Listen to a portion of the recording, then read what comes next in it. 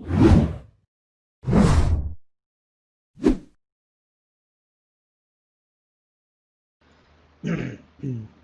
Everyone and welcome back to Kartik biology classes. आपका बहुत बहुत स्वागत है कार्तिक बायोलॉजी क्लासेस में।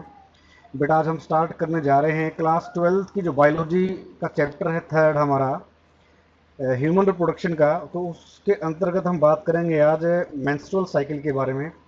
मेंस्ट्रुअल साइकिल क्या होती है, ठीक है, क्या क्या फेजेस के अंदर होती हैं और किन के अंदर में देखने को मिलती है और इसका हार्मोनल कंट्रोल कैसा होता है, इसके बारे में यहाँ से बात करेंगे। तो बिना कोई देरी करते हुए चलिए आइए स्टार्ट करते हैं। जो हमारा टॉपिक है आज का वो है मेंस्ट्रुअल साइकिल। अगर हम मेंस्ट्रुअल साइकिल की बात करें तो जो स्टार्टिंग होती है मेंस्ट्रुएशन की, ठीक है, उससे कहते हैं मिनार्क। क्या कहते हैं? मिनार्क कहते हैं उसे हम, ठीक है, क्लियर है बेटा? उससे क्या कहते हैं? मिनार्क कहते हैं। द बिगिनिंग ऑफ मेंस्ट्रुएशन और first menstruation is called menarche. और ये हमें देखने को मिलती है at the age of 12 to 15 years.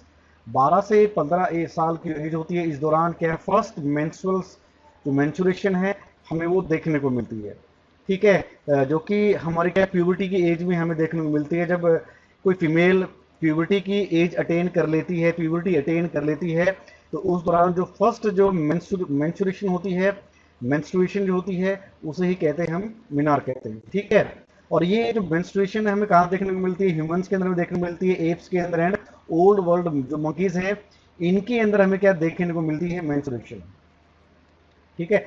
जो प्रेजेंट जो वर्ल्ड के जो मंकी हैं इनके अंदर हमें क्या है, मेंस्ट्रुएशन हमें देखने को नहीं मिलती है। क्लियर है? बात नोट डाउन कर लीजिएगा, ठीक है। तो मेंस्ट्रुएशन एक्चुअली में होती क्या है? इट इज ए ब्लीडिंग होती है from uterus of adult females eight intervals of 1 lunar month, ठीक है।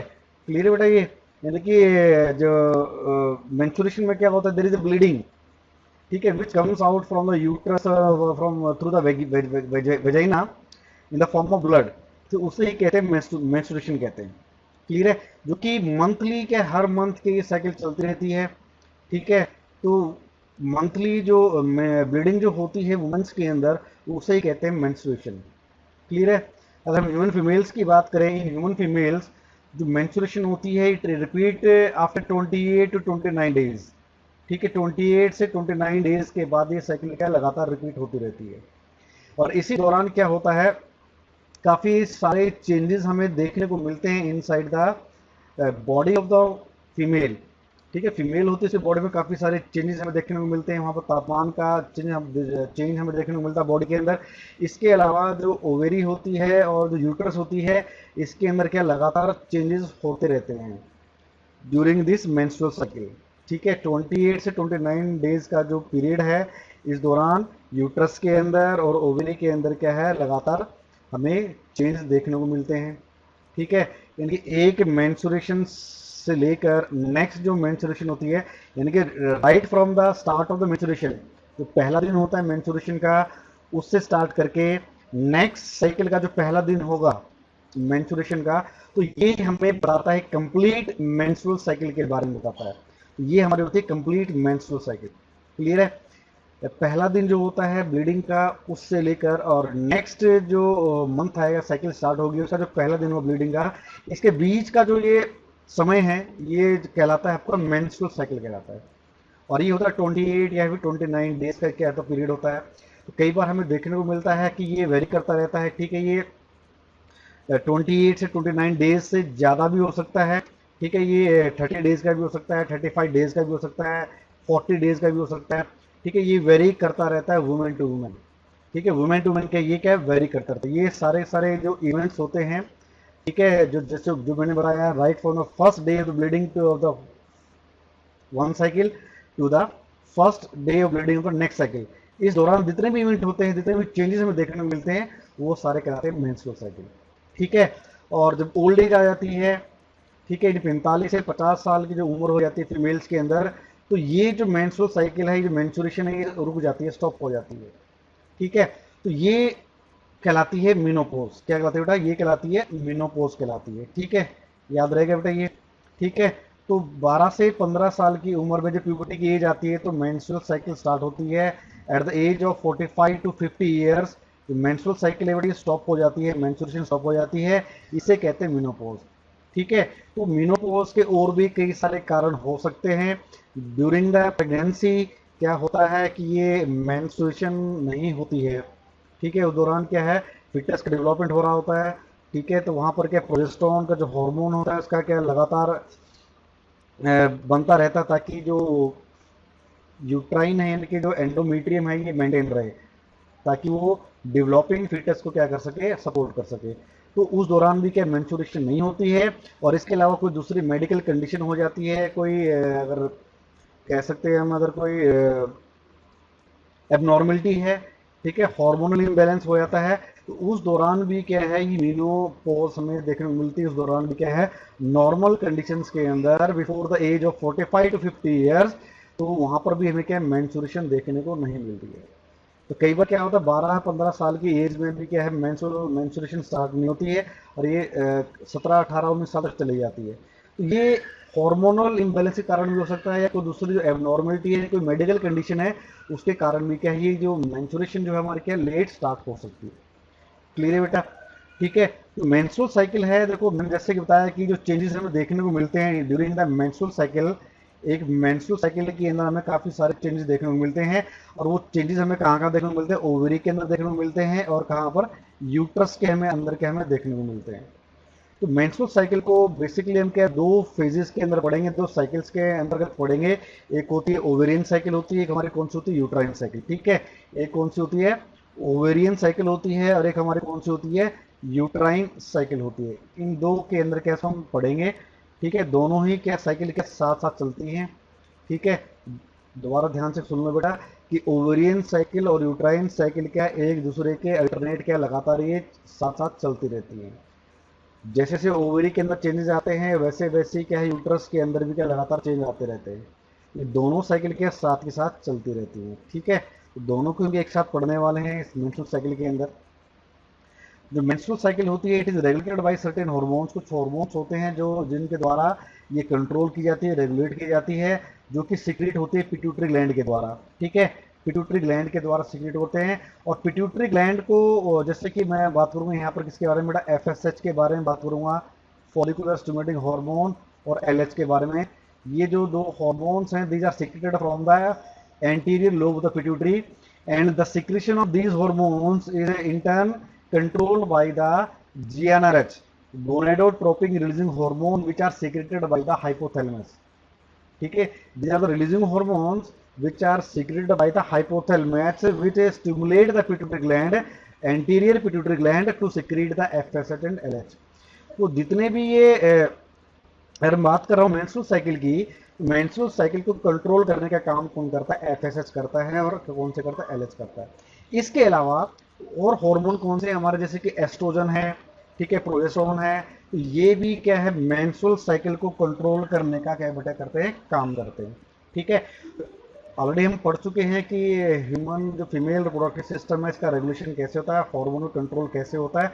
तो लगभग वही बातें हम यहाँ पर पढ़ने जा रहे हैं, और वही हार्मोन्स हमारे होंगे। उन हार्मोन्स के कारण क्या क्या चेंजेस हमें देखने को मिलते हैं ओवरी के अंदर और as well as in uterus के अंदर, उसके बारे में हम पढ़ेंगे। ठीक है, ठीक है, जैसे कि बताया जो हार्मोन जो सीक्रेट होते हैं पिट्यूटरी ग्लैंड के द्वारा, वो क्या करते हैं ओवरीज को क्या करते हैं, इन्फ्लुएंस करते हैं to secrete the hormones like estrogen and progesterone. ठीक है, ओवरी को स्टिमुलेट करते हैं to secrete the hormone estrogen and progesterone. जो एस्ट्रोजन जो हार्मोन होगा वो क्या करता है बेटा, वो जो एंडोमेट्रियम होता है, यूट्रस होता है, उसकी थिकनिंग में हेल्प करता है। ठीक है, तो वहां पर जो एस्ट्रोजन जैसे जैसे जैसे एस्ट्रोजन बनेगा ओवरीज के अंदर रिलीज होगा, ब्लड के अंदर सर्कुलेट होगा, और वो क्या करेगा, वो हार्मोन जो यूट्रस होता है यूट्रस को प्रोलिफरेट करने में हेल्प करता है। ठीक है, उसको थिक करने में हेल्प करता है। वहां से जो यूट्रस होता है उसके अंदर से जो जो ग्लैंड से प्रेजेंट होते हैं, ग्लैंडुलर सिक्रीशन होती है, उसको बढ़ाने में मदद करता है। ठीक है, वो कहता है एस्ट्रोजन। और जो प्रोजेस्टेरोन की बात करें, जो थिकनेस जो जो एस्ट्रोजन ने क्या किया, उसको प्रोलिफरेट करने का काम किया। अब जो प्रोजेस्टेरोन जो बनेगा ओवरीज के द्वारा बनाया जाता है, कॉर्पस ल्यूटियम जो बनाता है, वो क्या करता है उस एंडोमेट्रियम वाल को, उस थिक एंडोमेट्रियम वाल को क्या करता है मेंटेन करने का काम करता है, ताकि वो जो फर्टिलाइज जो एग आएगा, फर्टिलाइज जो ओव्यूम आएगा, उसको क्या कर सके, वो सपोर्ट कर सके, उसको इम्प्लांट करने में उसको हेल्प कर सके, ताकि वहां पर उसकी इम्प्लांटेशन हो सके। ठीक है, तो ये जो हॉर्मोन्स है ये सीक्रेट, जो एस्ट्रोजन और प्रोजेस्टेरोन सीक्रेट किया जाता है ओवरीज के द्वारा। क्लियर है बेटा? जो हार्मोन जो सीक्रेट किए जाते हैं ओवरीज के द्वारा, ये directly affect the walls of the uterus. जैसे कि मैंने बताया जो एस्ट्रोजन है, ठीक है, तो ये जो यूट्रस की जो वॉल होती है इसको क्या करता है, ठीक करने में मदद करता है, उसको प्रोलिफरेट करने में मदद करता है, उसको डेवलप करने में मदद करता है। और प्रोजेस्टेरोन क्या करता है, उसको मेंटेन करने का काम करती है। ठीक है, प्रोजेस्टेरोन क्या करता है, उसको मेंटेन करने का काम करता है। तो अगर मेंस्ट्रुअल साइकिल के बारे में बात करें तो मेंस्ट्रुअल साइकिल को हम क्या 4 फेजेस में डिवाइड करेंगे बेटा। यहाँ पर कौन सी बात करेंगे, एक हमारी मेंस्ट्रुअल साइकिल है, ठीक है, जिसे ब्लीडिंग पीरियड भी कह सकते हैं, ब्लीडिंग साइकिल भी कह सकते हैं। फिर हमारे कौन सी प्रोलिफेरेटिव फेज है हमारे, फिर ओवुलेटरी फेज आती है, फिर हमारे कौन सी आती है, सिक्रेटरी फेज आती है।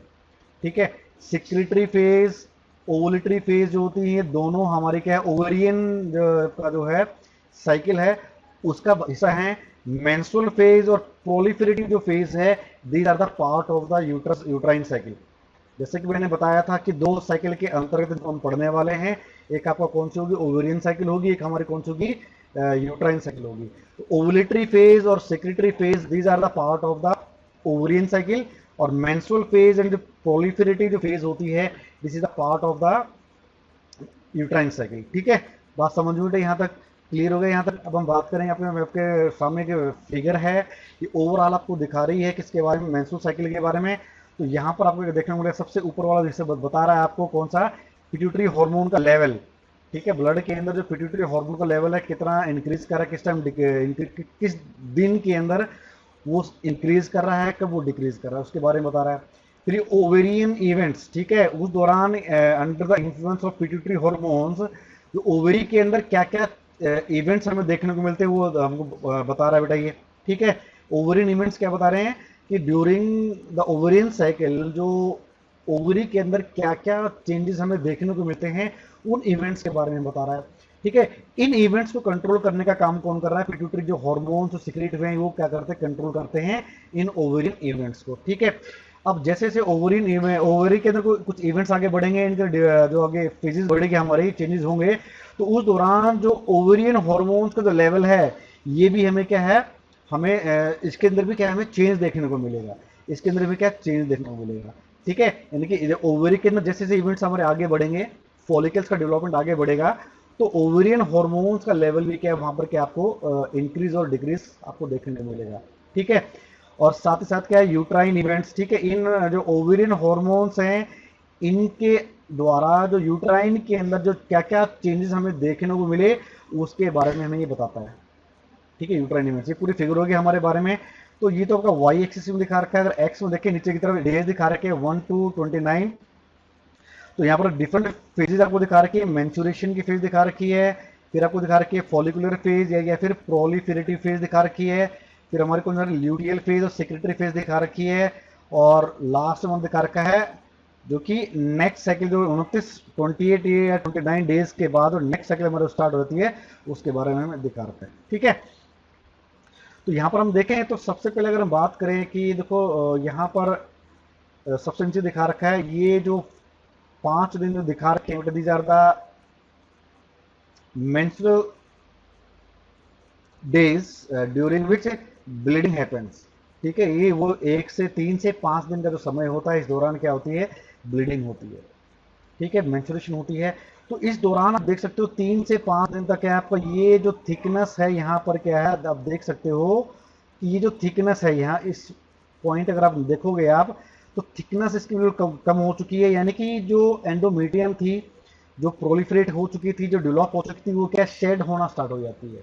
तो एक्चुअली मेंस्ट्रुएशन होती क्या है, मेंस्ट्रुएशन में क्या होता है, जो slogging of the endometrium along with the blood vessels। ठीक है, ब्लड वेसल्स के साथ साथ जो एंडोमेट्रियम की जो वॉल होती है ये झड़ना स्टार्ट हो जाती है, ये निकलना स्टार्ट हो जाती है along with the blood vessels। ठीक है, तो उस दौरान आप देख सकते हो कि ये जो थिकनेस होती है किसकी, यूट्रस की एंडोमेट्रियम की, वो काफ़ी क्या है, कम हो जाती है। तो इस दौरान क्या होता है, जो हार्मोन्स का जो लेवल होता है, यानी कि आप देख सकते हो ये ब्लू लाइन दिखा रखी है आपका एस्ट्रोजन का लेवल दिखा रखा है, यहाँ पर क्या दिखा रखा है, प्रोजेस्टेरोन का जो हार्मोन का लेवल क्या दिखा रखा है। तो इस दौरान क्या होता है, जो ड्यूरिंग द मेंस्ट्रुएशन जो 3 to 5 डेज का जो पीरियड होता है, इस दौरान एस्ट्रोजन और प्रोजेस्टेरोन का जो लेवल होता है ब्लड के अंदर क्या कम होता है, ठीक है। एस्ट्रोजन का और प्रोजेस्टेरोन का लेवल क्या होता है, कम होता है इस दौरान। और इसी दौरान क्या होता है, जो नए जो अब देखो क्या हुआ, क्या यहाँ पर क्या हुआ, एस्ट्रोजन का और प्रोजेस्टेरोन का हार्मोन्स का लेवल कम है, तो यहाँ पर क्या हो रहा है, साथ साथ क्या हो रहा है, यहाँ पर मेंस्ट्रुएशन स्टार्ट हो चुकी है, ठीक है। क्योंकि यानी कि फर्टिलाइज जो एग है यहाँ पर नहीं आया है, इम्प्लांट नहीं हुआ है, तो जो आपकी एंडोमेट्रियम थी ये अलोंग विद एंडोमेट्रियम क्या है, ये शेड ऑफ हो जाती है। और इसी दौरान क्या होता है, एस्ट्रोजन का और प्रोजेस्टेरोन का लेवल डाउन होता है, जिसके कारण क्या है, ये जो एंडोमेट्रियम है ये इसकी क्या स्लॉगिंग हो जाती है। तो इसी दौरान क्या हो रहा होता है, देखो जैसे ही ब्लड में क्या हुआ, एस्ट्रोजन का और प्रोजेस्टेरोन का लेवल डाउन गया, तो वहां से जो एंटीरियर पिट्यूटरी है वहां से क्या रिलीज हुआ, बड़ा एफएसएच रिलीज हुआ, एफएसएच रिलीज हुआ, फॉलिकुलर स्टिमुलेटिंग हार्मोन रिलीज हुआ। अब ये हार्मोन क्या करता है, it helps in in developing the follicles. जो लाखों फॉलिकल्स जो प्रेजेंट होते हैं ओवरी के अंदर, इनको क्या करता है, स्टिमुलेट करता है, इनको डेवलप करने में हेल्प करता है, ठीक है। एंटीरियर लोब ऑफ पिट्यूटरी से एफएसएच रिलीज हुआ, वो क्या करेगा, इन फॉलिकल्स को मैच्योर होने में हेल्प करेगा। क्योंकि इनमें से क्या है, सिर्फ एक ही जो फॉलिकल होगा, जितने भी आपके फॉलिकल्स हैं इनमें से क्या है, सिर्फ एक ही फॉलिकल्स क्या होता है, मैच्योर होता है, वो डेवलप करना स्टार्ट कर जाता है, ठीक है। तो यहाँ पर जैसे जैसे देखो यहाँ पर एफएसएच रिलीज हुआ, एफएसएच रिलीज होती क्या हुआ, फॉलिकल्स का डेवलपमेंट होना स्टार्ट हो गया, ठीक है। अब जैसे जैसे फॉलिकल का डेवलपमेंट स्टार्ट होगा, तो ये जो फॉलिकल्स हैं it start secreting estrogen hormone, ठीक है। जैसे कि आपका प्राइमरी जो प्रिमोडियल फॉलिकल्स है, प्रिमोडियल फॉलिकल से प्राइमरी फॉलिकल बनता है, फिर आपका सेकेंडरी फॉलिकल बनता है, फिर हमारे क्या टर्सरी फॉलिकल बनता है, ठीक है। जैसे जैसे फॉलिकल का डेवलपमेंट होगा, स्टार्ट होगा, तो these follicle start secreting the hormone estrogen, ठीक है। तो ये जो फॉलिकल्स हैं under the influence of FSH ये मैच्योर होना स्टार्ट हो जाते हैं। जैसे जैसे मैच्योर होते हैं तो ये क्या है, एस्ट्रोजन को सिक्रीट करना स्टार्ट कर देते हैं, एस्ट्रोजन को रिलीज करना स्टार्ट कर देते हैं, एस्ट्रोजन को बनाना स्टार्ट कर देते हैं, ठीक है। Under the influence of oestrogen आप देख सकते हो यहाँ पर जो एंडो यूट्राइन जो है, यूट्रस जो है, यूट्रस अपने आप को क्या है, प्रिपेयर करना स्टार्ट कर देती है under the influence of the estrogen hormone, ठीक है। तो यहाँ देख सकते हो कि आप यहाँ पर 7वें दिन से लेकर, यहाँ बात करेंगे हम छठे दिन से लेकर, छठे दिन से लेकर ये 7वें 8वां 9वां 10वां 11वां जो दिन आप देख सकते हो, यहाँ पर क्या है, एंडोमेट्रियम की थिकनिंग जो थिकनेस है बढ़नी स्टार्ट हो जाती है, ठीक है। इसका मतलब क्या हुआ कि जैसे जैसे क्या है फॉलिकल डेवलप होंगे, ये एस्ट्रोजन हार्मोन सिक्रेट करेंगे under the influence of oestrogen. जो एंडोमेट्रियम है ये प्रोलिफरेट करना स्टार्ट कर जाती है, ये बनना स्टार्ट कर जाती है, थिकनेस क्या है, थिकनेस की इंक्रीज करना स्टार्ट कर जाती है। बात समझ में आ रही है बेटा। तो एस्ट्रोजन क्या करता है, जो एंडोमेट्रियम है इसको प्रोलिफरेट इसको डेवलप करने में क्या करता है, हेल्प करता है। और साथ ही साथ क्या है, ये यहाँ पे लिखा फॉलिकुलर फेज भी है। फॉलिकुलर फेज का मतलब है कि यहाँ पर जो फॉलिकल्स है, फॉलिकल्स का क्या डेवलप होना स्टार्ट हो जाता है, ठीक है। और बाकी जो फॉलिकल्स थे जो डेवलप होना स्टार्ट हुए थे, मतलब उनमें से क्या एक ही क्या है आपका फॉलिकल डेवलप हुआ था, बाकी फॉलिकल क्या कर जाते हैं, डीजनरेट कर जाते हैं। और उनमें से कुछ सेल्स, उनके कुछ सेल्स क्या करते हैं बेटा, दो cells also secrete the estrogen. बाकी जितने भी आपके फॉलिकल्स डीजनरेट कर गए, उनमें से कुछ सेल्स ऐसे होंगे कि जो क्या वो भी क्या एस्ट्रोजन को सिक्रीट करना स्टार्ट कर जाते हैं। इसीलिए इस स्टेज पर आके क्या एस्ट्रोजन का लेवल क्या बेटा बढ़ना स्टार्ट हो जाता है, ठीक है। क्लियर है बेटा। अब जैसे मैच्योर फॉलिकल, यहाँ पर क्या मैच्योर फॉलिकल डेवलप हो गया बेटा यहाँ पर, इस दौरान क्या होता है 12वें से 14वें दिन, 12वें से 14वें दिन आप देख सकते हो यहाँ पर क्या एस्ट्रोजन का जो लेवल है काफी इंक्रीज कर चुका है। और साथ ही साथ क्या यहाँ पर एफएसएच का और एलएच का जो लेवल है ब्लड के अंदर, उनका जो लेवल है वो इंक्रीज कर चुका है, ल्यूटिनाइजिंग हार्मोन का और एज वेल एज एफएसएच का, ठीक है। तो यहाँ पर देखने को क्या मिलेगा, एक बार यहाँ इंक्रीज हुआ, फिर क्या है आप देख सकते हो कि एफएसएच का यहाँ जो लेवल है डिक्रीज कर चुका है। तो यहाँ पर क्या हुआ, डिक्रीज क्यों हुआ, क्योंकि यहाँ पर क्या है ऑप्टिमम अमाउंट ऑफ क्या है जो एस्ट्रोजन की फॉर्मेशन हो चुकी है कि फीडबैक मैकेनिज्म का काम करता है और एफएसएच का बनना क्या है, सीक्रेट होना कम हो जाता है, यानी कि एक फीडबैक मैकेनिज्म काम करता है जो एंटीरियर पिट्यूटरी है जो उसको क्या करता है, स्टिमुलेट करता है, तो उसको क्या है एफएसएच को सीक्रेट करने में उसको ऑर्डर देता है कि बेटा आप आपको क्या करो एफएसएच कर सीक्रेट करना बंद कर दो, क्योंकि जो ऑप्टिमम लेवल है इसका एस्ट्रोजन का वो काफी हो चुका है। ठीक है, जैसे ही एस्ट्रोजन लेवल का यहाँ पर क्या हुआ, एलएच का भी लेवल बढ़ा, यानी कि सर्ज हुआ, काफी मात्रा में लुटेनाइजिंग हार्मोन का लेवल इंक्रीज कर गया 12वें से 14वें दिन, इसे कहते हैं एलएच सर्ज कहते हैं। और इस एलएच सर्ज के कारण increase in the concentration of the LH hormone, luteinizing hormone, वहां पर क्या होती है ओवुलेशन हो जाती है। क्या होती है ओवुलेशन, 14वें दिन क्या होती है, जो मिड होता है मेंस्ट्रुअल साइकिल का, इस दौरान क्या होती है ओवुलेशन हो जाती है, ओव्यूम का रिलीज, ओव्यूम क्या था रिलीज हो जाता है फ्रॉम द मैच्योर फॉलिकल और ग्राफियन फॉलिकल। क्लियर है, एस्ट्रोजन लेवल भी इंक्रीज कर गया, साथ में एलएच का लेवल भी इंक्रीज कर गया, जिसके कारण जो ओव्यूम है वो ग्राफियन फॉलिकल से क्या हो गया, रिलीज कर गया into the fallopian tube, into the fallopian tube. ठीक है, अब यहां पर हमें क्या देखने को मिला कि ओवुलेशन किसके कारण हुआ, बेटा ओवुलेशन किसके कारण हुआ, ये एलएच के कारण हुआ, एलएच का सर्ज हुआ, सर्ज का मतलब एक तरह से बाढ़ से आ गई, काफी मात्रा में इसका जो लेवल है इंक्रीज कर गया, जिसके कारण ओव्यूम क्या हुआ रिलीज हो गया फ्रॉम द ग्राफियन फॉलिकल। तो ल्यूटेनाइजिंग जो हार्मोन होता है it is responsible for the ovulation. ठीक है, ल्यूटेनाइजिंग हार्मोन का यहां से क्या देखने को मिला हमें, जो ल्यूटेनाइजिंग हार्मोन है it is responsible for the ovulation. Clear है बेटा, अब ओवुलेशन हो चुका है, ओव्यूम रिलीज हो चुका है यहाँ से। ठीक है, अब यहाँ से जो रिमेनिंग जो सेल्स थे हमारे बेटा, देखो ग्राफियन फॉलिकल्स जो सेल्स थे इसके ग्राफियन फॉलिकल के, तो वो क्या करते हैं, they under the action of LH luteinizing hormone they form the corpus luteum. ठीक है, अभी क्या कॉर्पस लुटियम का फॉर्मेशन करते हैं, जो कॉर्पस लुटियम के फॉर्मेशन के कारण क्या हुआ, अभी कॉर्पस लुटियम बनने के कारण क्या हुआ, ये क्या करेगा एस्ट्रोजन और प्रोजेस्टेरोन हार्मोन रिलीज करना स्टार्ट कर देता है। ठीक है, under the action of oestrogen and progesterone जो थिकनेस होती है किसकी, एंडोमीट्रियम की, वो बढ़ जाती है, और जो प्रोजेस्टेरोन है ये एंडोमीट्रियम है इसको मेंटेन करने का काम करता है। ठीक है, एस्ट्रोजन तो ठीक है ये क्या करता है एंडोमीट्रियम को प्रोलिफरेट करने का काम करता है, मगर यहाँ से जो कॉर्पस ल्यूटियम से जो प्रोजेस्टेरोन हार्मोन निकला वो क्या करता है, इस एंडोमीट्रियम को जो डेवलप्ड जो एंडोमीट्रियम है इसको मेंटेन करने का काम करता है, ताकि ये क्या कर सके, जो फर्टिलाइज जो एग आएगा उसको इम्प्लांट करने में हेल्प कर सके, यहाँ पर उसकी इम्प्लांटेशन हो सके। ठीक है, वो काम होता है प्रोजेस्टेरोन को, यानी कि प्रोजेस्टेरोन क्या करता है, it maintains the endometrium, endometrium को मेंटेन करने का काम करता है। ठीक है बेटा, क्लियर है, तो यहाँ देख सकते हो बेटा, यहाँ पर क्या है एलएच क्या है, धीरे धीरे क्या है आपका जो एलएच का हार्मोन क्या है फर्दर क्या है आपका ओवुलेशन क्या डिक्रीज होता होना स्टार्ट हो जाता है, और एफएसएच का जो लेवल ये भी क्या है डिक्रीज करना स्टार्ट कर जाता है, और आखिरी में देख सकते हो बेटा आखिरी में 27-29 डे तक जाता है, इसका थोड़ा सा लेवल इंक्रीज करता है।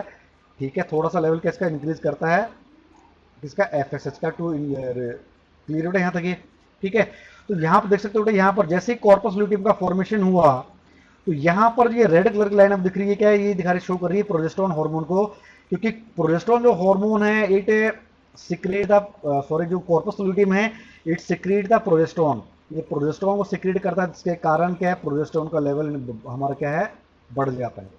और साथ ही साथ देख सकते हो क्या ओवुलेशन के बाद एक बार क्या होता है एस्ट्रोजन का लेवल डिक्रीज कर जाता है, दोबारा से एस्ट्रोजन लेवल का क्या इंक्रीज करना स्टार्ट कर जाता है। ये इंक्रीज क्यों स्टार्ट करता है, क्योंकि जो आपका कॉर्पस ल्यूटियम है ये क्या करता है एस्ट्रोजन भी और साथ ही साथ क्या है प्रोजेस्टेरोन हार्मोन रिलीज करता है, इसलिए इनका लेवल क्या है दोबारा से इंक्रीज कर जाता है।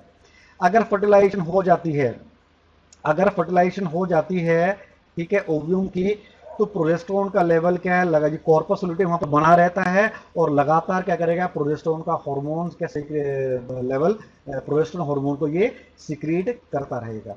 ठीक है, अगर नहीं होता है फर्टिलाइजेशन नहीं होती है तो क्या होगा, कॉर्पस ल्यूटियम क्या कर जाते हैं डीजनरेट कर जाती है, और वो कॉर्पस एल्बिकन्स में क्या कन्वर्ट कर जाती हो जाती है, कॉर्पस एलिबिकन्स में क्या कन्वर्ट हो जाती है, व्हाइट बॉडी में क्या होता है कन्वर्ट हो जाती है, आखिरी में वो दोबारा से डीजनरेट हो जाती है और क्या है ओवरी के अंदर दोबारा से रीएब्जॉर्ब हो जाती है उसके सेल्स। ठीक है बेटा, देख सकते हो लास्ट में दोबारा से क्या है, इनका लेवल डिक्रीज कर गया है, फर्टिलाइजेशन नहीं हुई, प्रोजेस्टेरोन का लेवल भी इंक्रीज कर गया है। ये बताता है कि जो कॉर्पस लुटियम वो डिजेनरेट कर चुकी है, और आपका एफएसएच का यहाँ पे क्या एफएसएच का जो लेवल ये भी क्या डिक्रीज कर गया आपका यहाँ पर, ठीक है। एफएसएच का लेवल भी आखिरी में क्या डिक्रीज कर जाता है। तो यहाँ से हमारे क्या नेक्स्ट साइकिल हमारी दोबारा से स्टार्ट हो जाती है। क्लियर है। तो ये जो फिगर आपको बता रही है different concentration of levels of hormones ovarian events क्या क्या होते हैं उस दौरान, और ओवेरियन हार्मोन का जो चेंजेस हमें देखने को मिलते हैं वो हमें वो ये हमें एक्सप्लेन कर रही है, फिगर हमें एक्सप्लेन कर रही है, साथ ही साथ क्या एक्सप्लेन कर रही है बेटा, यूट्रस के अंदर हमें क्या क्या चेंजेस हमें देखने को मिलते हैं, तो इवेंट्स के बारे में हमें एक्सप्लेन कर रही है with the help of this diagram. तो पहली जो फेज हमारी होती है बेटा, तो हमारा होगा फिगर की मतलब सारी बातें समझ चुके हैं हम थियोरेटिकली हम बात समझेंगे। मेंस्ट्रुअल फेज की बात करें, ब्लीडिंग फेज की बात करें, तो इस दौरान क्या होता है, इस दौरान डिस्चार्ज ऑफ ब्लड होता है, कनेक्टिव टिश्यू होता है, और साथ में म्यूकस का डिस्चार्ज होता है, cast off the epithelial lining of endometrium wall. ठीक है। तो ब्लड का डिस्चार्ज होता है, जैसे कि मैंने बताया ब्लड वेसल्स, कनेक्टिव टिश्यू जो डेवलप हुआ था, साथ में म्यूकस जो था, साथ में एपिथेलियल लाइनिंग थी एंडोमेट्रियम की, वो सारे सारे स्लॉग ऑफ कर जाती हैं, और वो वजाइना के थ्रू क्या है बाहर बॉडी के बाहर आती हैं। और ये एवरेज हम क्या जिसको लगभग हमारा 3 से 5 दिन हमारा चलता है। ये मेंस्ट्रुअल जो फेज होती है 3 से 5 दिन चलती है, ये ज़्यादा भी हो सकती है। ठीक है। इसके हम एबनॉर्मलिटीज ऑलरेडी हम पढ़ चुके हैं। ठीक है। Ovum remain unfertilised. ठीक है। ये होती कब है, जब ओव्यूम क्या होता है, ओवम जो होता है बेटा आपका अनफर्टिलाइज होता है, उस दौरान मेंस्ट्रुअल फेज हमारी स्टार्ट होती है। इस दौरान क्या होता है, एस्ट्रोजन का और प्रोजेस्टेरोन का जो लेवल होता है काफी लो होता है ब्लड के अंदर, जिसके चलते क्या होती है, जो एंडोमेट्रियम का ब्रेकिंग हो जाती है। ठीक है। एंडोमेट्रियम ब्रेक डाउन है, उसका ब्रेक डाउन हो जाता है, और ब्लीडिंग हमारी क्या होती है, स्टार्ट होती है फीमेल्स के अंदर। ठीक है बेटा। अगर एवरेज की बात करें तो 50 से 100 ml of blood with mucus are discharge as a menstrual flow. ठीक है। तो एक मेंस्ट्रुअल फ्लो के अंदर 50 से क्या 100 ml ऑफ ब्लड क्या हमारा रिलीज हो जाता है ड्यूरिंग द मेंस्ट्रुअल साइकिल। जब का मेंस्ट्रुअल फेज की बात होगी हम बात करेंगे, फॉलिकुलर फेज के बारे में बात करेंगे, और प्रोलिफेरेटिव फेज के बारे में बात करेंगे। ठीक है। अगर इस फेज की बात करें, इस फेज के अंदर क्या होता है, जो एंडोमेट्रियम होती है, ठीक है, उसकी वॉल जो होती है उसका प्रोलिफरेशन होता है, वो बननी स्टार्ट हो जाती है। उसके जो रिपेयर और जो डैमेज पार्ट होता है during the menstruation, during the menstrual phase, उसकी रिपेयरिंग बेटा स्टार्ट हो जाती है। और ये लगभग हमारे कितने दिन की होती है, 9 से 10 दिन की होती है। 5 से 14 दिन तक हमारी क्या है, 5वें दिन से लेके 14वें दिन तक का जो पीरियड होता है, ठीक है, आफ्टर मेंस्ट्रुअल फेज, वो आपका फॉलिकुलर फेज का होता है। इसे हम प्रोलिफेरेटिव फेज भी कहते हैं। प्रोलिफेरेटिव फेज क्यों कहते हैं, ऑलरेडी बता चुका हूं कि प्रोलिफेरेटिव फेज का मतलब है जो एंडोमेट्रियम है, जो यूट्राइन जो वॉल होती है, अपने आप को ये दोबारा से प्रिपेयर करना स्टार्ट कर देती है। फॉलिकुलर फेज इसलिए कहते हैं क्योंकि इस दौरान जो ओवरी के अंदर क्या है, under the action of follicular stimulating hormone FSH, ठीक है, तो ये एफएसएच क्या करता है, फॉलिकल्स को, ग्राफिन फॉलिकल्स को मैच्योर होने में हेल्प करता है, इसीलिए इसे फॉलिकुलर फेज भी कहते हैं। ठीक है बेटा।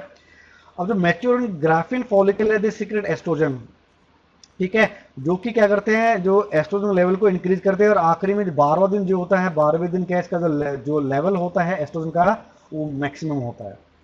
ठीक है। वो क्या होता है, मैक्सिमम हो जाता है। क्लियर है, क्लियर है बेटा। अब जो एस्ट्रोजन है ये क्या करता है, stimulate the endometrium for repair and proliferation, उसको रिपेयर करने में, इसको प्रोलिफरेट करने में क्या हेल्प करता है, और साथ ही साथ क्या करता है, also stimulate the ovulation, ovulation में भी क्या करता है, हेल्प करता है along with the luteinizing hormone. ठीक है। इस दौरान जो बात करें फॉलिकुलर फेज या प्रोलिफरेटिव फेज के बारे में बात करें, तो जो एंडोमेट्रियम की जो थिकनेस होती है वो 2 से 3 mm की हो जाती है, और हाईली क्या है, वस्कुलर हो जाती है। हाईली वस्कुलर इसलिए हो जाती है कि कनेक्टिव टिश्यू वहाँ डेवलप हो जाता है, थिक हो जाती है, और वहाँ पर क्या ब्लड वेसल्स वहाँ पर क्या कर जाते हैं, डेवलप कर जाती है, इसीलिए वो हाईली वस्कुलर और थिक हो जाती है। ठीक है। अब बात करेंगे नेक्स्ट हम ओवुलेटरी फेज के बाद बात करेंगे। ओवुलेटरी फेज में क्या होता है, एफएसएच जो हार्मोन है, जो एलएच होती है, पीक पर होता है इस दौरान, यानी कि 14वें दिन की बात हो रही है। 14वें दिन क्या होता है, एफएसएच एंड एलएच अपने पीक पर होता है। Under the influence of LH surge जो ग्राफिन फॉलिकल है रप्चर कर जाता है, रप्चर करने के बाद ये करता है, ये ओवम को क्या करता है, रिलीज कर देता है। और इस दौरान हमारा क्या होता है, वो सेकेंडरी ओवम होता है, अंडर म्यूसिस 2 होता है, एट द मेटाफेज 2, जो हमारा ओवियम हमारा एग रिलीज होता है वो अंडर क्या होता है, म्यूसिस 2 होता है। ठीक है। क्लियर है बेटा। सेकेंडरी ऊसाइड का आता है, और मेटाफेज के अंदर हम म्यूसिस की 2 की मेटाफेज के अंदर वो होता है। ठीक है। ये जो प्रोसेस होता है release of ovum from the graafian follicle और ओवरी, इसे कहते हैं ओव्यूलेशन। ठीक है बेटा, लास्ट जो फेज हमारे कौन से, ल्यूटियल फेज, इसे हम सेक्रेटरी फेज भी कहते हैं, ल्यूटियल फेज या फिर सेक्रेटरी फेज भी कहते हैं। ये कब होती है, 15वें दिन से लेकर 28वें दिन तक, जो लास्ट डे होता है मेंस्ट्रुअल साइकिल का, उस दिन तक हमारी ये ल्यूटियल फेज चलती है और सेक्रेटरी फेज चलती है। ल्यूटियल फेज इसलिए कहते हैं क्योंकि मैच्योर ग्राफिन फॉलिकल होता है, जब इसकी रप्चर हो जाता है ओवियम को रिलीज करने के बाद, ओवियम रिलीज हो जाता है, रिमेनिंग जो बॉडी है वो कॉर्पस ल्यूटियम का फॉर्मेशन करती है। ठीक है, इसीलिए इसे हम ल्यूटियल फेज भी कहते हैं। इस फेज में क्या होता है, ग्राफिन फॉलिकल से कॉर्पस ल्यूटियम का फॉर्मेशन होता है, इसीलिए इसे हम क्या है ल्यूटियल फेज भी कहते हैं। और इस दौरान जो होता है, जो कॉर्पस ल्यूटियम जो होता है वो प्रोजेस्टेरोन हार्मोन को सिक्रिएट करने लग जाता है, जिसके कारण से हम सेक्रेटरी फेज भी कह देते हैं, इसके कारण को हम सेक्रेटरी फेज भी कह देते हैं। ठीक है बेटा, क्लियर है, तो सेक्रेटरी फेज को कहते हैं। और प्रोजेस्टेरोन जो हार्मोन होता है, जैसे कि मैं बताया ये प्रेगनेंसी हार्मोन होता है, तो ये क्या करता है, ये जो एंडोमेट्रियम वॉल होती है इसको थिक करने में क्या करता है, इसको हेल्प करता है। ठीक है, इसको थिकनिंग को स्टिमुलेट करने में हेल्प करता है, थिकनेस को इंक्रीज करने में हेल्प करता है प्रोजेस्टेरोन। ठीक है, अगर ओवियम अनफर्टिलाइज रह जाता है, उसका फर्टिलाइजेशन नहीं होता है, तो कॉर्पस ल्यूटियम डिजनरेट कर जाती है, जो आपका प्रोजेस्टेरोन है, जो हार्मोन, जो एस्ट्रोजन का हार्मोन का लेवल डिक्रीज कर जाता है, जिसके चलते क्या होता है, जो एंडोमेट्रियम वॉल होती है इसकी ब्रेकिंग, इसकी स्लॉगिंग ऑफ हो जाती है, और वो in the form of menstruation वो बॉडी के बाहर आ जाती है। इसे कहते हैं मेंस्ट्रुअल फेज, जो हमारी नेक्स्ट साइकिल हमारी क्या होती है, स्टार्ट हो जाती है। तो ये था हमारा किसके बारे में, मेंस्ट्रुअल साइकिल के बारे में। अब हम बात करेंगे कि हार्मोन कंट्रोल कैसे होता है मेंस्ट्रुअल साइकिल का। ठीक है, तो सबसे पहले हम बात करेंगे जो हाइपोथैलेमस होता है। हाइपोथैलेमस क्या करता है, सबसे मेन सेंटर का काम करता है, कंट्रोल करने का काम करता है किसका, मेंस्ट्रुअल साइकिल का। ठीक है, प्रोडक्शन के दौरान ये क्या करता है, गोनाडोट्रोपिन रिलीजिंग हार्मोन यानी जीएनआर रिलीज करता है।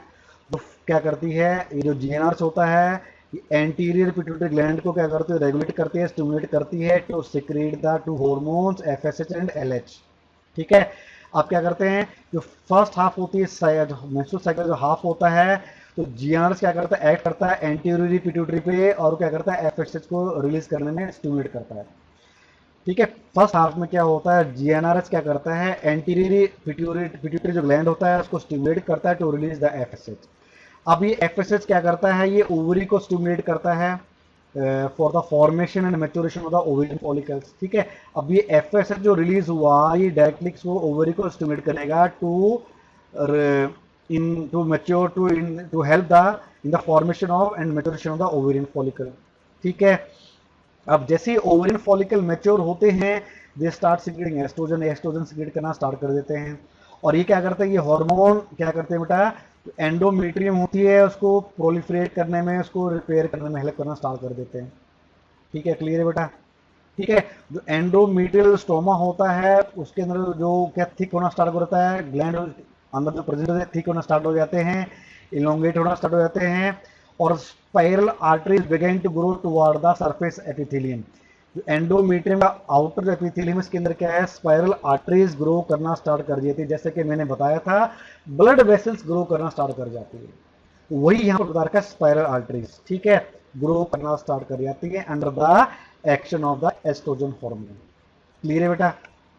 उसके बाद क्या होता है, जैसे कि लेवल जो एस्ट्रोजन हार्मोन का बढ़ता है 2 दिन अबाउट 2 डे बिफोर ओवुलेशन से पहले। ठीक है, ओवुलेशन से पहले क्या होता है, एस्ट्रोजन का जो लेवल होता है क्या बढ़ जाता है, काफी मात्रा में बढ़ जाता है, जो क्या करता है एक सडन इंक्रीज करता है। जो एस्ट्रोजन लेवल जो बढ़ा बेटा, ये क्या करता है, ये क्या करता है, ये एलएच के लेवल को एकदम से इंक्रीज करने में हेल्प करता है। ठीक है, एस्ट्रोजन का लेवल बढ़ा, ये क्या करता है, एलएच के लेवल को बढ़ाने में हेल्प करता है फ्रॉम द एंटीरियर पिट्यूटरी, जिससे कहते हैं एलएच सर्ज कहते हैं। ठीक है, 24 से 36 घंटे के दौरान बिफोर ओवुलेशन। ओवुलेशन 2 दिन पहले की बात हो रही है, ठीक है, बिफोर ओवुलेशन। अब जो एलएच जो सर्ज हुआ, ये क्या करता है, ओवुलेशन को लीड करता है। एलएच का सर्ज हुआ, एलएच सर्ज के कारण क्या हुआ, ओवुलेशन हुआ। ओवम का रिलीज होना किससे बेटा, ग्राफिन मैच्योर ग्राफिन फॉलिकल से रिलीज होना, उसे कहते हैं ओवुलेशन। और किसके अंडर हुआ, due to the LH surge, due to the LH surge. ठीक है, अब ओवम के रिलीज होने के बाद ग्राफिन फॉलिकल जो बच जाते हैं क्या करते हैं बेटा, ये बना देते हैं कॉर्पस लूटियम। ठीक है, अब कॉर्पस लूटियम क्या करता है, प्रोजेस्टेरोन को बनाना स्टार्ट कर देता है। क्लियर है। और जो प्रोजेस्टेरोन क्या करता है, ये ज्यादा मात्रा में बनता है और एस्ट्रोजन बनता है काफी कम मात्रा में बनता है। ठीक है, दोनों के दोनों हार्मोन जो है एस्ट्रोजन और प्रोजेस्टेरोन क्या करते हैं, ये एंडोमेट्रियल ग्लैंड को स्टिमुलेट करते हैं to secrete the glycogen rich mucoid material. ठीक है, ये क्या करते हैं, जो एस्ट्रोजन होता है, जो प्रोजेस्टेरोन होता है, क्या करते हैं, एंडोमेट्रियल ग्लैंड्स को स्टिमुलेट करते हैं to secrete the glycogen rich mucoid material. ठीक है, म्यूकस लाइक मटेरियल को सिक्रेट करने में कहते हैं हेल्प करते हैं। अगर फर्टिलाइजेशन नहीं होती है तो जो ग्रेनुलोसा सेल्स होते हैं ये एक प्रोटीन इनिबिन को सिक्रेट करते हैं। ठीक है, अगर फर्टिलाइजेशन नहीं हुआ, जो ग्रेनुलोसा सेल्स थे जो प्रोजेस्टेरोन बना रहे थे वे एक हार्मोन और बनाते हैं बेटा। वो हार्मोन कौन सा है, इनिबिन है। वो ये जो इनिबिन क्या करता है बेटा, फर्दर ये इनिबिन क्या करता है, ये एंटीरियर पिट्यूटरी को क्या करता है, स्टिमुलेट करता है और उसको इनिबिट करता है टू सिक्रेट द जीएनआरएच। ठीक है, जीएनआरएच को सिक्रेट जो रिलीज हो रहे होते हैं उनको क्या इनिबिट, उनको इनिबिट कर देता है, जिसके चलते क्या होता है, कॉर्पस लूटियम का रिग्रेशन हो जाता है। कॉर्पस लूटियम का रिग्रेशन हो जाता है। ठीक है, जैसे रिग्रेशन हुआ कॉर्पस लूटियम का, इसके कारण क्या हुआ, ब्लड के अंदर एस्ट्रोजन का और प्रोजेस्टेरोन लेवल डिक्रीज कर जाता है, जिसके कारण जो एंडोमेट्रियम है वो क्या करने जाती है, रिग्रेस होना स्टार्ट हो जाती है और मेंस्ट्रुएशन क्या होती है, स्टार्ट हो जाती है। अगर फर्टिलाइजेशन हो जाती है तो कॉर्पस लूटियम क्या करता है, रिग्रेस नहीं होती है, लगातार प्रोजेस्टेरोन और एस्ट्रोजन का जो हार्मोन्स लेवल बनाए रखती है ताकि जो एंडोमेट्रियम है लगातार बनी रहे, कंटिन्यू रहे।